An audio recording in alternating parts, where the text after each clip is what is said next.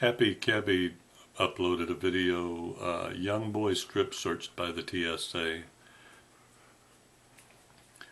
A lot of people commented in this video, commented in the comments in this video for this video, and there was a lot of confusion by some people about why anyone would be okay that this happened.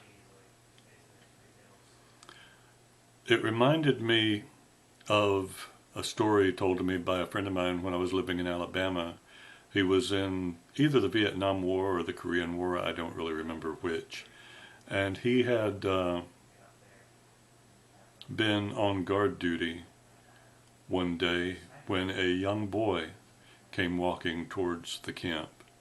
The boy was carrying a crate of sodas, and perfectly innocent scene, no big deal.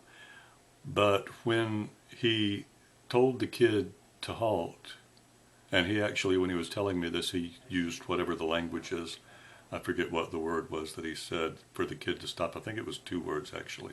But he told the kid to halt. And the kid didn't acknowledge that he had heard, and he kept moving, kept walking. He tried a couple more times, and the kid still wouldn't. He had to shoot the kid to get him to stop. Now, the crate turned out to have explosives in it. Can you imagine? I mean, this really tore him up. It would tear anyone up. Can you imagine if the kid had been allowed through and had completed whatever mission whoever had sent him on? How this soldier would have felt. People, and you don't really have to believe that. If you don't want to, that's fine. But there are more than enough examples of similar stories, almost exactly like this. I'm sure there are some that are exactly like this, where soldiers in those wars in wartime have to do things that are very traumatizing for the soldier. But if they were not done, it would have resulted in more loss of life. There's one movie, Ceasefire, 1985 movie that was it starred Don Johnson. Very good movie, very powerful, very emotional movie. If you ever watched the movie that ended the season, that ended the show MASH, you'll recall some of the stories that were told in that. Those were based on real, the types of stories that were really told by people who were over there, who fought in the war. If you know someone who was in the Gulf War who's back, talk to them and ask them. I'm sure they have similar stories, or they have known people, they have had friends in there who had similar stories. This is not unusual in this type of situation. Now, I know people tend to not want to think about the terrorist, or don't want to really remember that the terrorists struck on our soil. They came here. But they did. They did exactly that. And they have tried to do it again several times. And they have been caught several times. This does happen.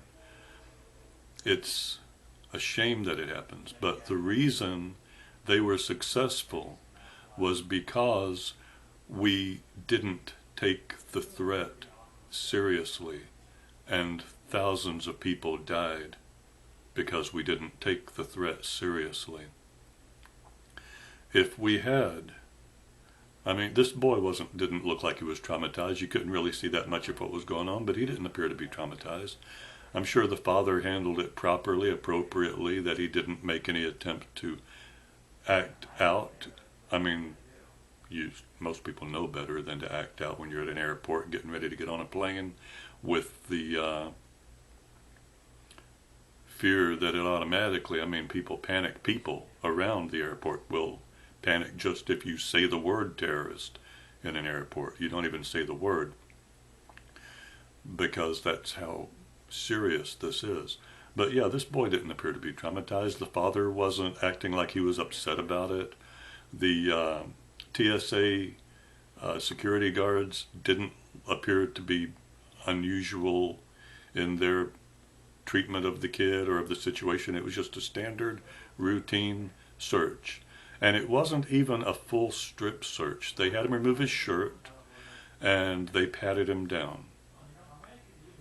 That was pretty much it. That was about the extent of it. It looked like they did pull his pants out to make sure there wasn't anything hidden.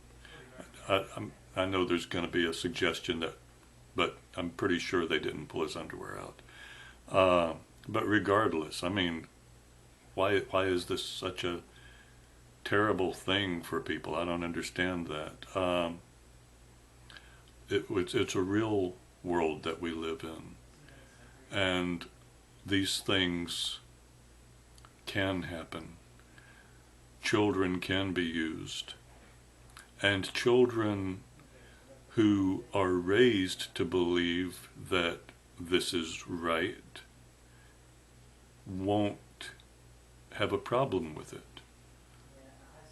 So we need to do this. As uncomfortable as it might make some people feel, it needs to be done. It would be negligent on the part of our security forces not to take every precaution, every reasonable precaution to protect us.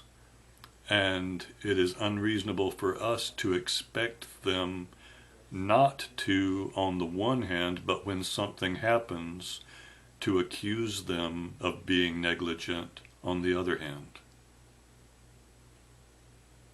That's all.